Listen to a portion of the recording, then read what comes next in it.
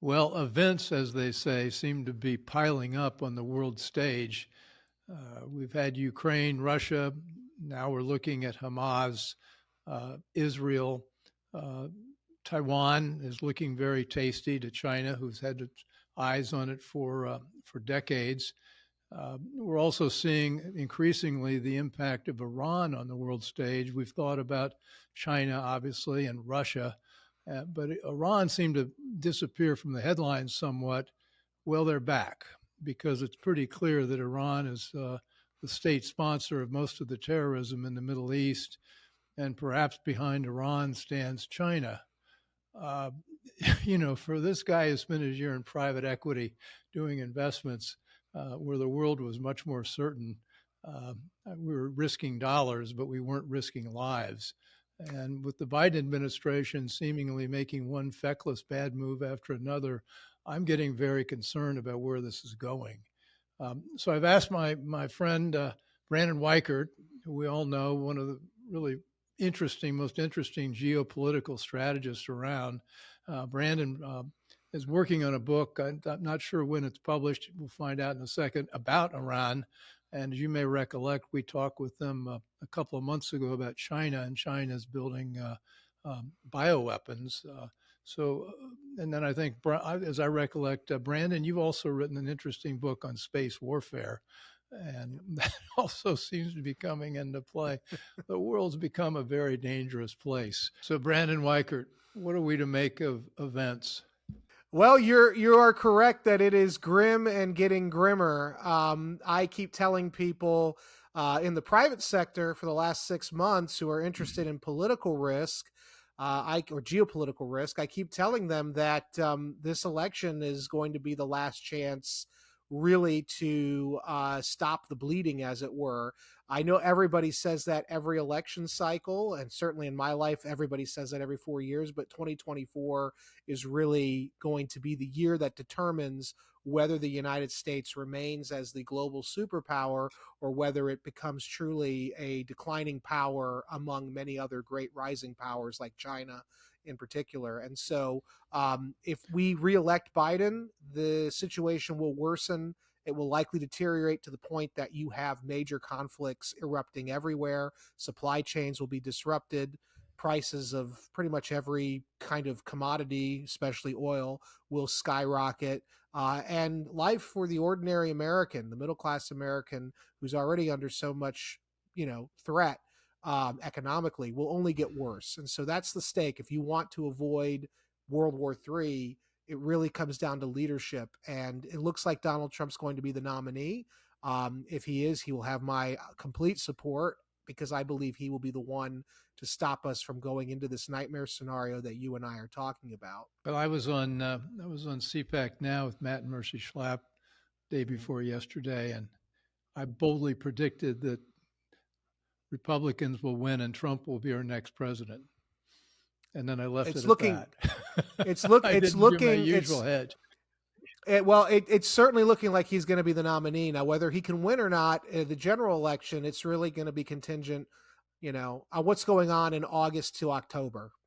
I'll worry about the election integrity, but let's bring it back to our area of concern right now. For me, let's start the story in the Red Sea.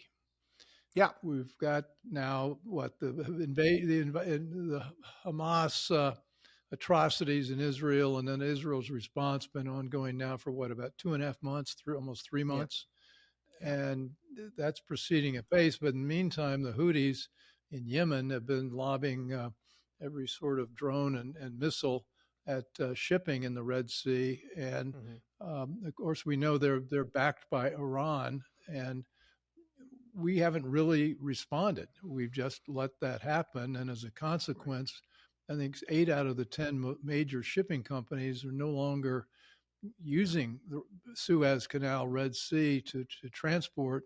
And the ships are being routed from the Indian Ocean down around Africa and then back up to the Mediterranean, towards the Mediterranean, towards Europe, which is massively more expensive than canal. So already right there, we're beginning to see an economic disruption. Yep. Yep, which is the point. So in my book, The Shadow War, Iran's Quest for Supremacy, I get into, I predicted, by the way, this war. I finished writing the book in May of 2021. It was published this last summer. So I predicted everything that's happening now. And part of understanding the Iran threat, you have to understand how they use terrorism and terrorist organizations as proxies for power projection purposes. Obviously, in a straight up fight between the United States and the Islamic Republic of Iran, the United States military overcomes every time. But when Iran starts introducing these unconventional warfare methods, it becomes much more difficult for the United States to respond. And we're seeing this. We're seeing this now play out with the Houthis, because for the Biden administration to respond to either provocations from the Houthis or provocations possibly from Hezbollah or Hamas, that means they would have to use military force, which would mean they would be angering the true backers of these organizations, the Islamic Republic of Iran, a country, of course, that Biden, like his former boss, Obama, very badly wants to have an appeasement, accommodation, make a deal with Iran. And so all of these factors are playing into why the Biden administration is apparently getting pushed around by a band of miscreants who live in caves like the Houthis in Yemen, and why they won't deploy U.S. naval power. We have actual caves in Yemen that's their hideout. Yeah, they live in the desert, and I was sort of extrapolating from that. The point is that this is not a major threat. Somebody joked. The joke is that if there's a terrorist organization that starts with the letter H, there's a good chance that Iran's backing it. I mean, that's right. The Houthis, we have Hamas. They're also backing Hezbollah. Hezbollah is the big one. Yeah. But they're the state sponsor of all this, and I've heard that the Biden administration, of course, is filled, and the State Department in particular, is filled with Iran lovers. We had the let's not forget the White House National Security Council. Right. Well, tell me about the Security Council. I also want to do that. Well, that's you mentioned Bob Malley. I mean, he was part of the NSC, and this is the primary national security policy group for the White House, and not just Iran lovers. It's actual people on the payroll of Islamic Republic of Iran intelligence. And so you now have this situation arising where you have fellow travelers in the State Department, and then at the Pentagon and at the NSC, you've got actual agents, paid agents of Iran. So they've graduated from lover to prostitute. Right.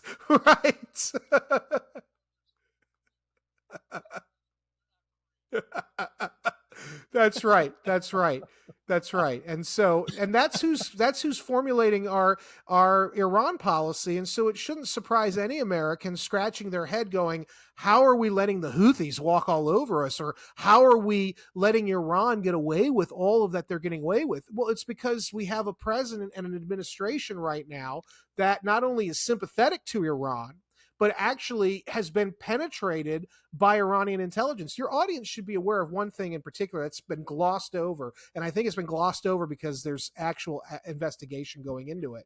But in 2021, the New York Post reported that the First Family's Secret Service detail, one of the head agents for the Bidens, a Secret Service agent, was actually on the payroll of Iranian intelligence. In fact, there was a group of Secret Service agents who were in charge of the Bidens protection detail who were actually arrested because they were known to be accepting money and other gifts from Iranian intelligence and feeding Iranian intelligence the personal whereabouts and safety and safety hygiene of the Biden family. This was in the run-up to the Vienna talks in 2021 between the U.S., its allies, and Iran over their nuclear program. And it is believed that these Secret Service agents who are aware of personal intelligence and conversations between the president and his intel chiefs were relaying what was being said about Iranian capabilities to the Iranians, trying to find out what we know about them. And so this goes back years, and nobody's talking about it.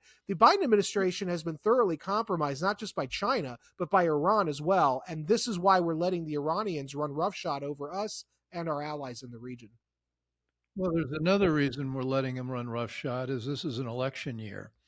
And I think the Yeah, fear is that if we got into a tangle with Iran, and Iran was no longer pumping its oil, we'd see gasoline prices skyrocket. And it's yeah, interesting for an administration that has done everything to kill uh, fossil fuels and oil and gas, and in effect drive gas prices up. They certainly don't want that during an election.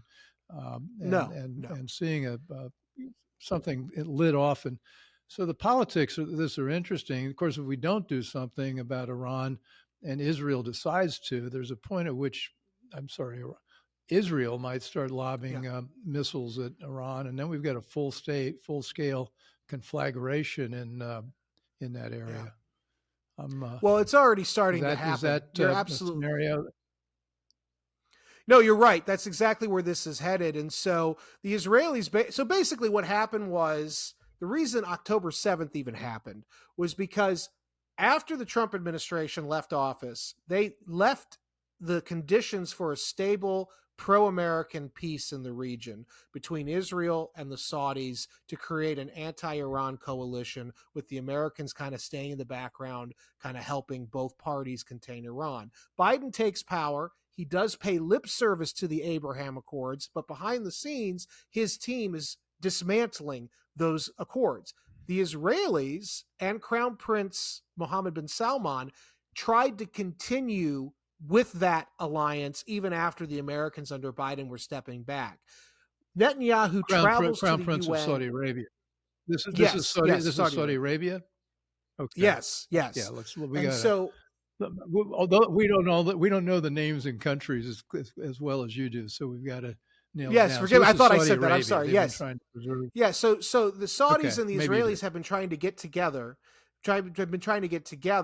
and basically October 7th rolls around. The reason the Iranians ordered Hamas to do the attack when they did, that was 3 weeks after Netanyahu went to the UN and announced Israel and Saudi Arabia were working together. And what happened after October 7th, Right. Israel has to respond militarily against the Palestinian Arabs in Gaza. And that immediately puts the government of Saudi Arabia on the back foot because their people are sympathetic to the Palestinian Arabs. So the Saudi government can't be as publicly close to Israel as they want to be, which empowers Iran. And this was always the strategy. And so you're watching right now, Israel's basically becoming isolated. The Americans are trying to restrain them. Biden doesn't want them to do more because of what you said, worried about the price of oil, worried about instability. The Saudis are trying to walk a tightrope.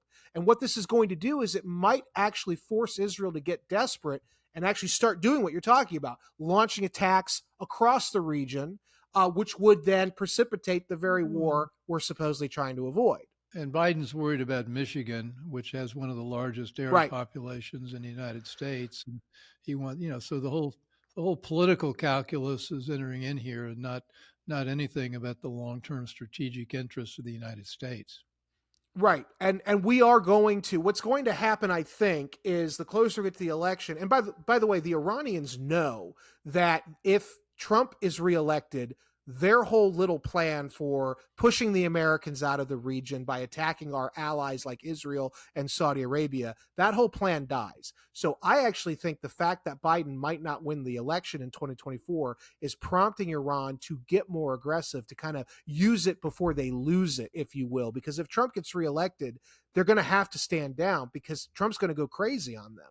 And they know that. And so that's why I think you're actually going to see greater geopolitical risk over the next 8 to 12 months, not less. People think that Biden, by restraining Israel and all this, is actually bringing 2024, peace. yeah. He's not. This is the fulcrum point year. This is the point in which the future of America's superpower status will be determined. So let's now throw Ukraine into the mix. As you and I talked about, we didn't think Ukraine could win this war from the get go, and it now looks like if they haven't lost the war, that certainly they're not going to win. And the United States, the big constituents or big parts of the Congress now don't want to put any more money into the Ukraine initiative, further sealing their fate. How does that play out? Yeah. So, and actually, what you're seeing in Iran and the Middle East is linked to what's going on between Russia and Ukraine, because the Iranians are allied with Russia Yeah, as that's why I well as bring it. Yeah. China. Yeah, and so now you see this sort of becoming a global battlefield. With the thing with Ukraine is that without the support of the United States, they cannot possibly continue the war. Even with the support of the United States, though, they couldn't win the war because they don't have enough troops. The territory that they have to retake is too large, and the Russians are too well entrenched in the eastern part of Ukraine and in Crimea.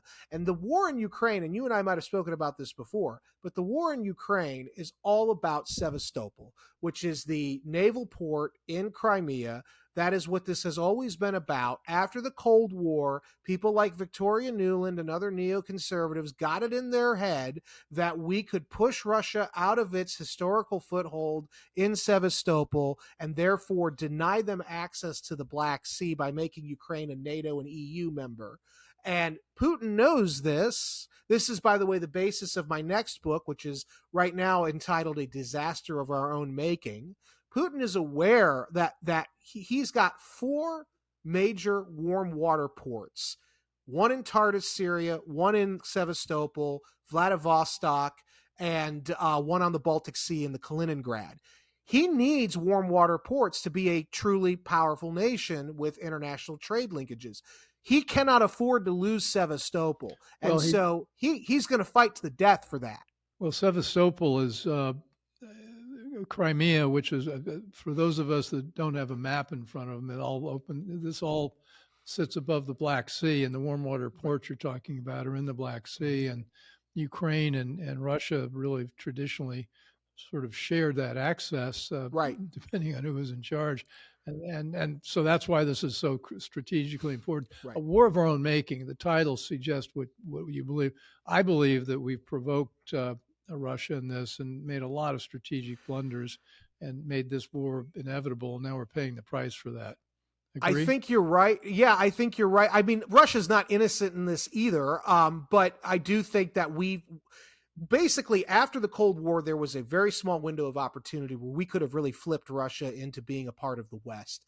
And our elite, the very same elite who fought Reagan when Reagan said, I'm going to defeat the Soviets. Reagan defeats the Soviets, a new Russia is born, and that's when the American elite decide, we're going to fight the Russians. It's insane. They're not communists anymore. We could have actually used them to contain China and go deeper into Eurasia.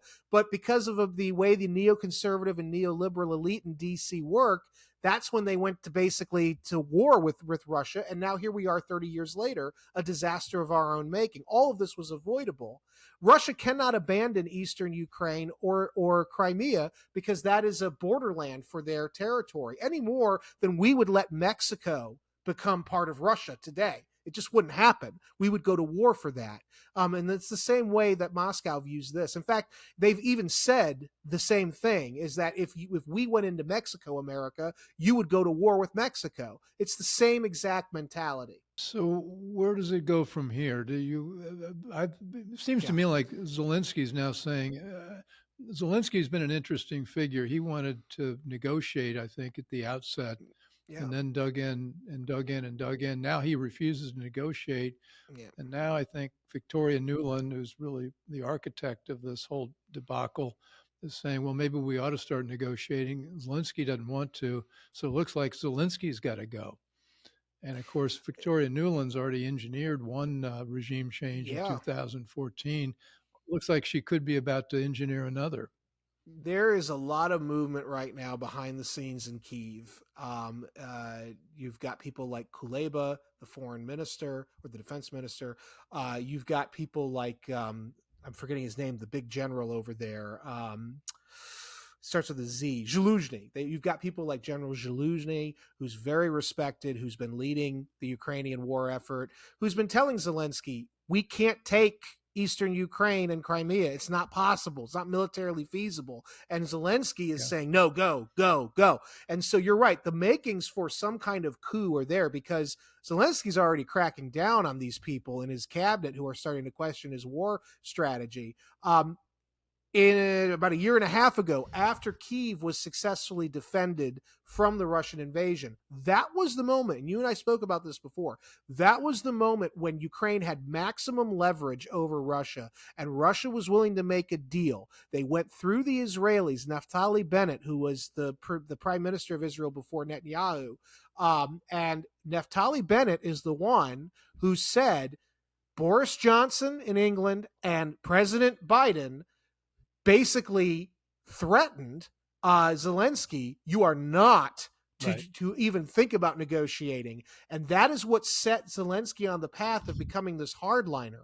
I also think Zelensky's worried about his future if he makes a deal. He'll look very weak in the eyes of his own people. He might even get overthrown. And he's also worried about his bottom line. He's got many millions of dollars he's made off of all the years of assistance that we've given to Ukraine. Now, just for your audience's sake, I'd like to add one quick thing. I have a very different take, I think, than most on Zelensky. I actually think Zelensky is a tragic figure. I think that he's got a terrible position he's in. I empathize and sympathize with the fact that he is trying to save his country. I think that's a legitimate thing he's trying to do. It's in an impossible position, but I do think there's a lot of corruption there. And I think that the corruption is actually feeding the war effort. And in my new book, I talk about how all of this decades of corruption with Western aid is actually causing the war to go on longer, killing many millions more of Ukrainians than it would. Because any rational person would have said when Kyiv was defended, the capital, that's when you make a deal. You don't make a deal, Bill, you know this, when you have no leverage. That's a terrible position to be in. They've lost their leverage now in Ukraine. Russia doesn't have to deal with them. They don't have to. Yeah, you're not going to. You can try to make the deal, but you're not going to like it. Well, for those of us here in the United States who've wanted to portray this as a morality tale with, plucky Ukrainians and evil Russians, that's a narrative which never was true. Ukraine's a complex country. It has a history of corruption. It was never all that virtuous. Russia was never all that evil. I think they have interest, as you point out, to protect their access to warm water ports and bringing NATO into at the doorstep of Russia by making Ukraine a member was never going to happen. So this is about interests, and it seems like we've played the cards completely wrong. And we've created the problem. It didn't. This problem didn't need to exist. It didn't need to exist. Yeah.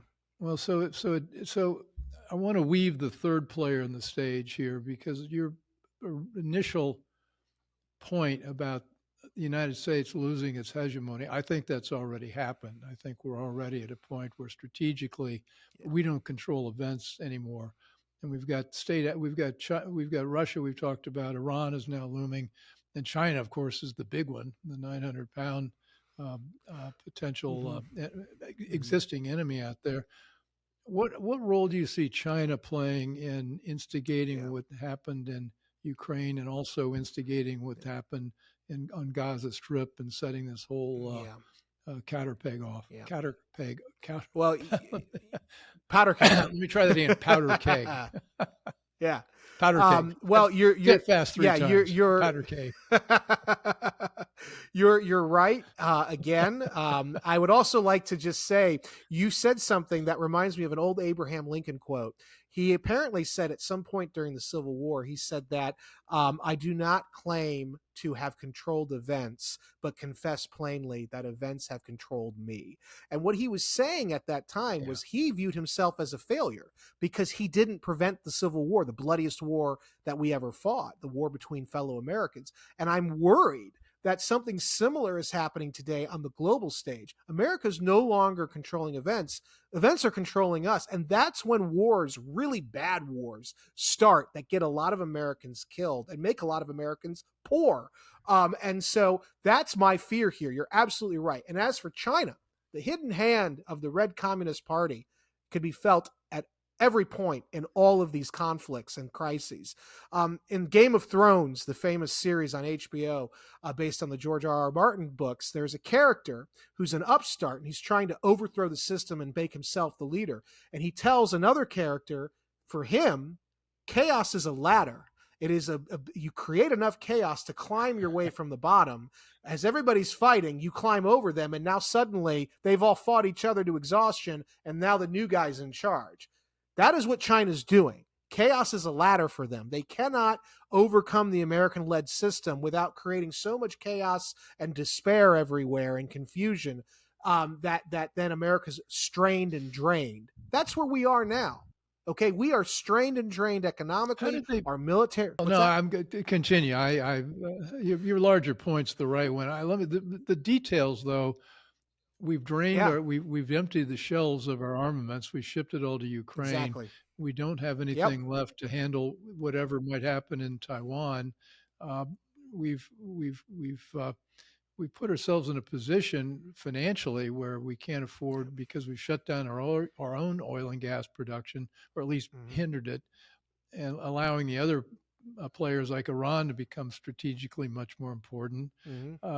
It seems like our economic strategy has been back. Of course, the economic strategy is not an economic strategy. The Biden administration is really most interested in the CO2 climate jihad, and they would really like to shut it down, which would further hobble the United States. We're not just stepping back. It looked like the Biden administration is not interested in protecting America on the world stage. Well, they are ideologues. I'm not sure I should have filled in every single dot I wanted to on that. No, I know where you're going with this, though. No, I know where you're going with this. I don't know if you saw this morning on January 4th of 2024, there was a interview with Mayorkas, the Secretary of Homeland Security, in which he said to the CNN interviewer with a straight face, the reason we have this border crisis is because the migrants coming up here are fleeing climate change that we created. So that's who you're dealing with. This is the Secretary of Homeland Security. You're dealing with a pack. You're dealing with a pack of ideological naifs. All right. Not only are they fools, but they believe in the wrong thing. They believe in the wrong ideology, which is why we're being led to the slaughter right now by this administration.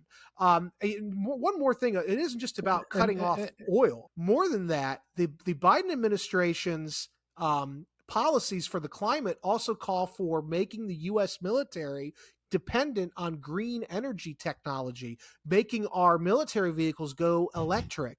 Well, even if that was possible, and if those vehicles were as durable as fossil fuel powered vehicles, the supplies needed to create those vehicles are rare earth minerals. 90% of the rare earth mineral supply is controlled right now by China.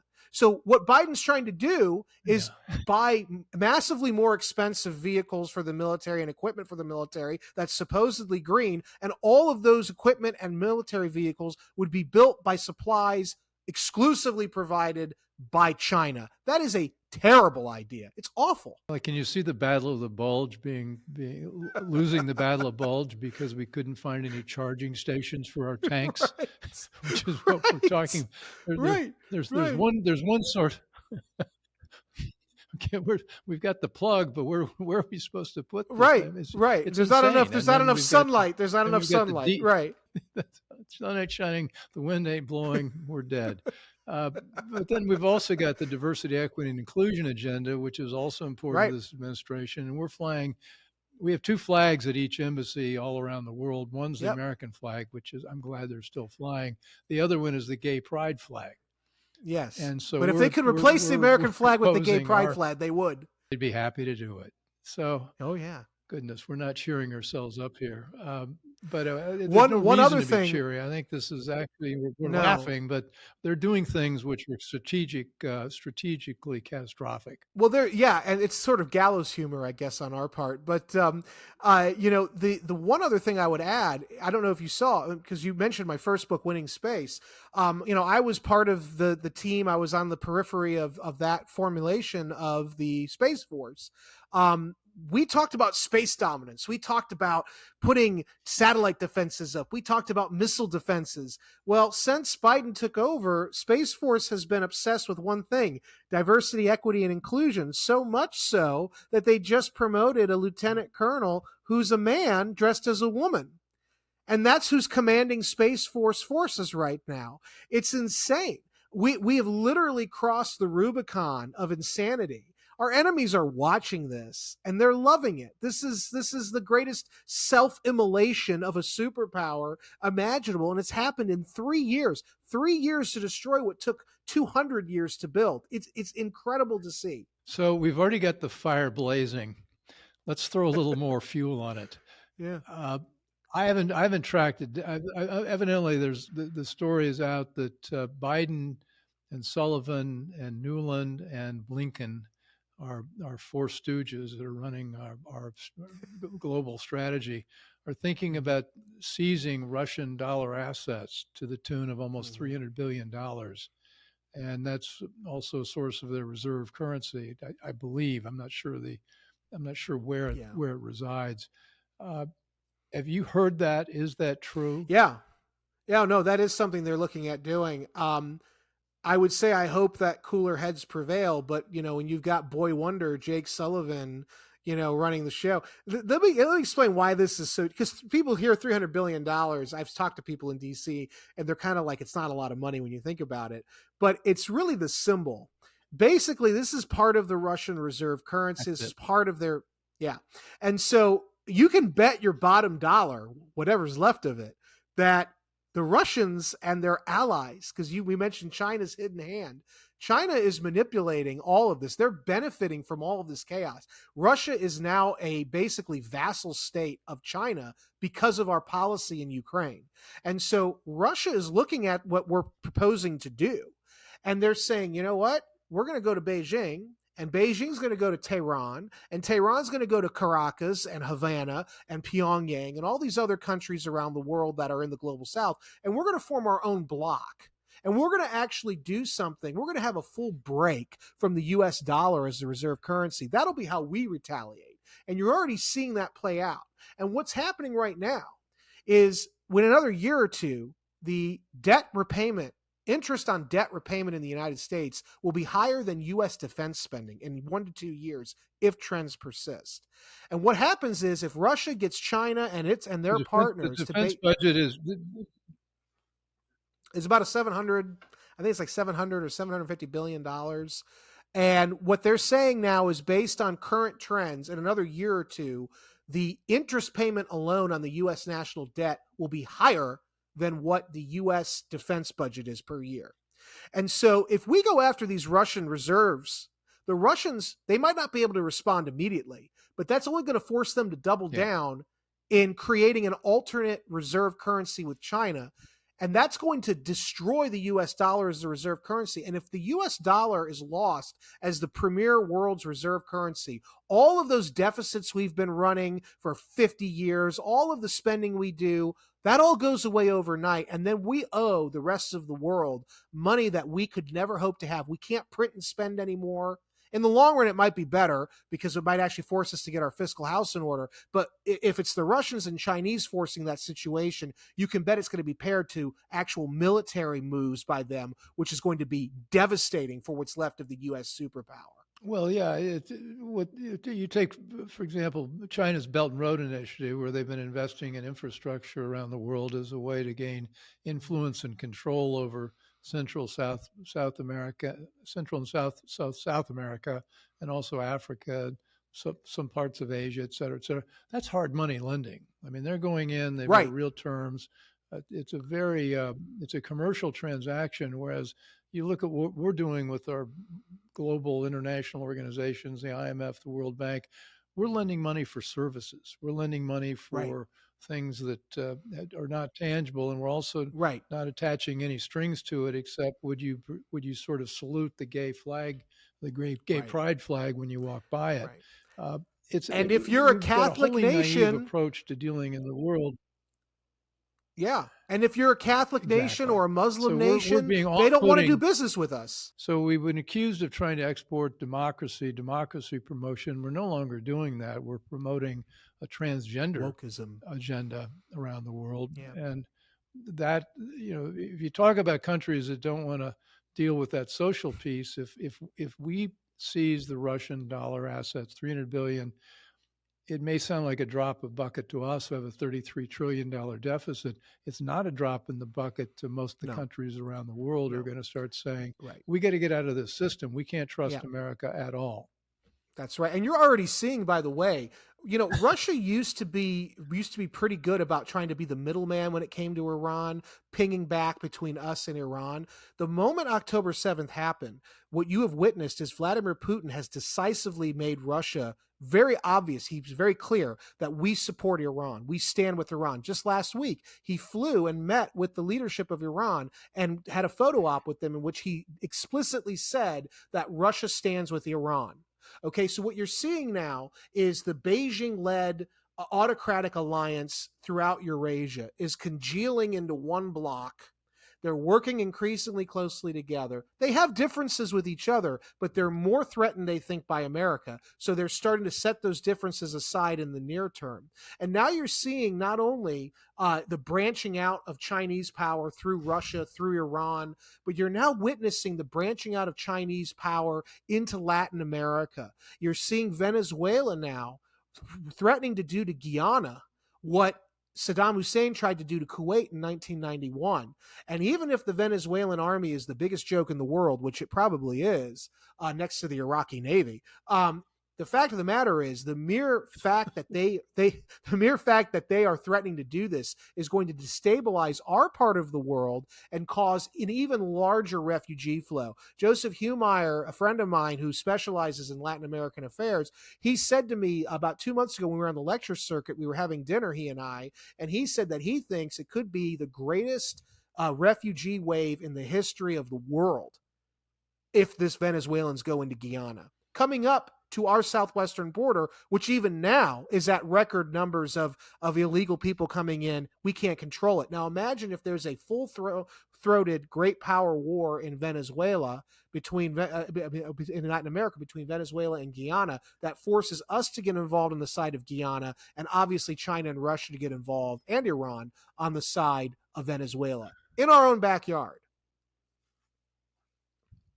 Strikes me we're going to have to put a warning label on this episode.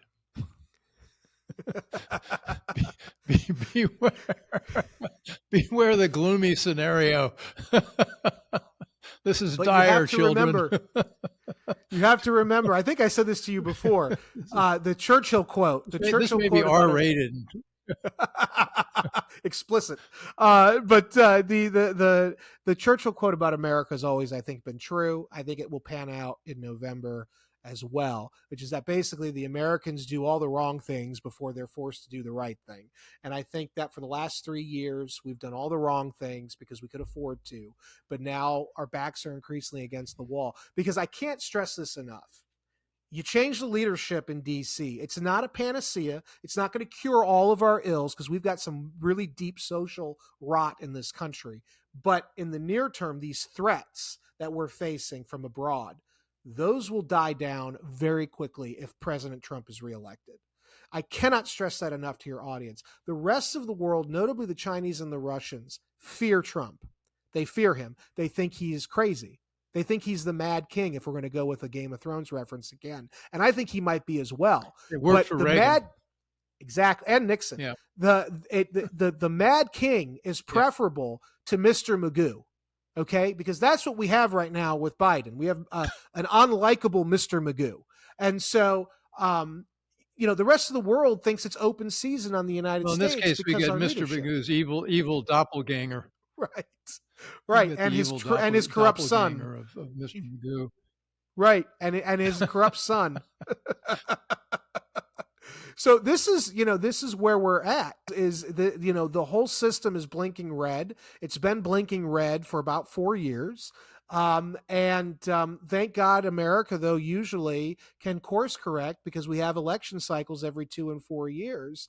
But at some point, as Thomas Sowell warned us in 2010 about Obama, at some point, even the United States will reach the tipping point where there is no point of return.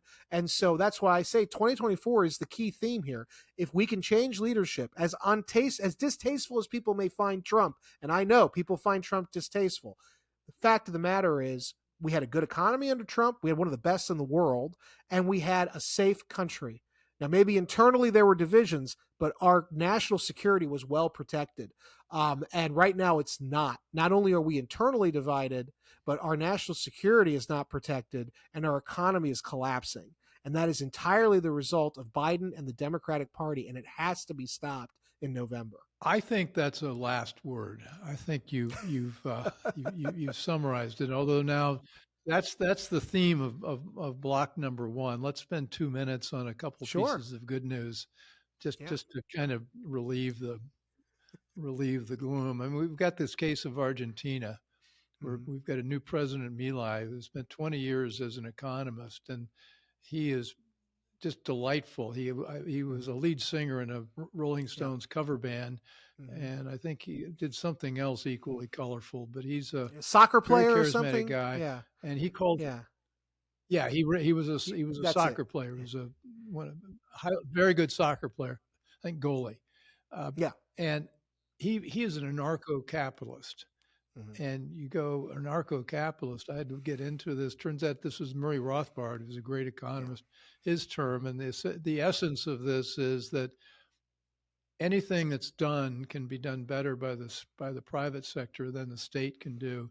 Even things like bridges, roads, and tunnels. If we get together and cooperate and make things happen, and you think about society without an overweening state, people think, well, gee, Mhm. that would be terrible. Nobody would be in control. Well, the point is, people self-organize in a way Mhm. that is delightfully constructive and Mhm. human. And Mhm. most of the innovation has come from this private sector Yeah. collaboration.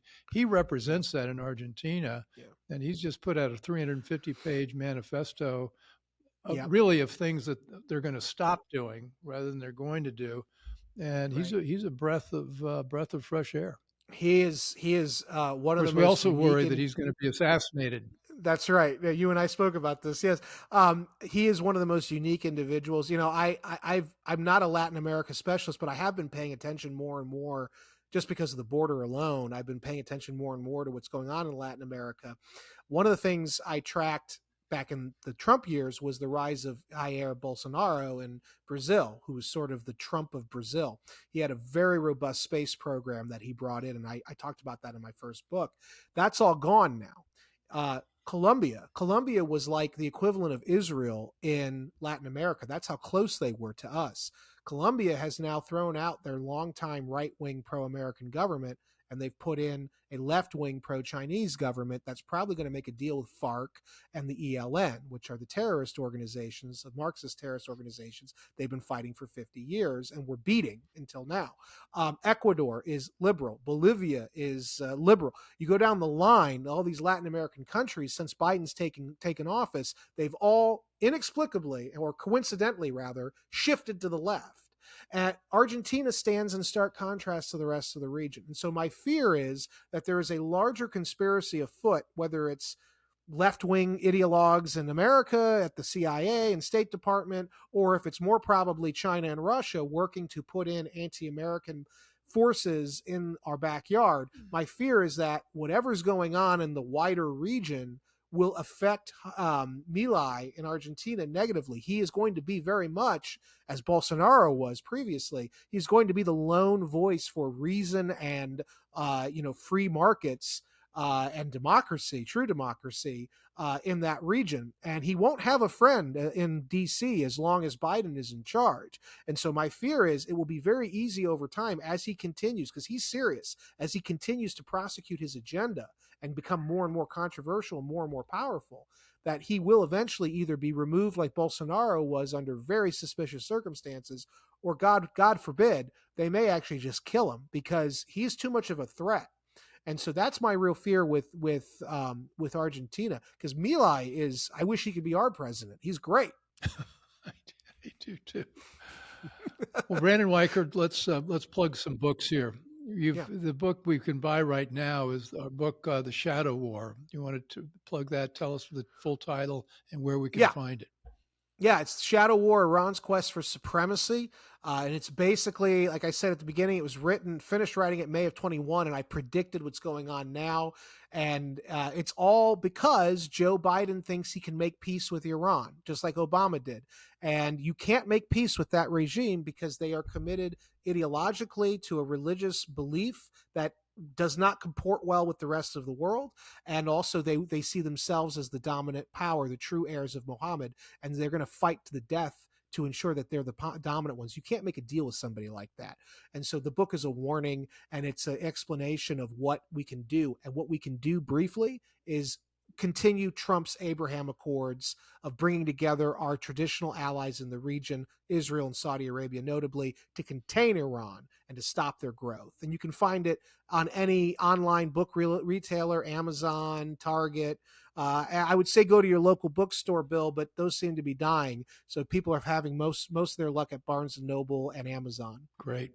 Well, Brandon, thanks a lot. This is, as always, we're laughing through the gloom, but I think I think we've done a pretty good job outlining where we are. And let's come back in sometime soon, and we'll see where we've ended up with the Red Sea and those issues there. I hope we're smart enough to get through this. So anyway, thanks everyone for joining. And as always, you can find us on all the major podcast, webcast platforms, CPAC Now. And we've got our show also on Substack. So join us there as well, and send us some comments if you like this, and please subscribe and ask all your friends to subscribe. So anyway, thanks for joining. Brandon Weichert, thanks again. Thank you.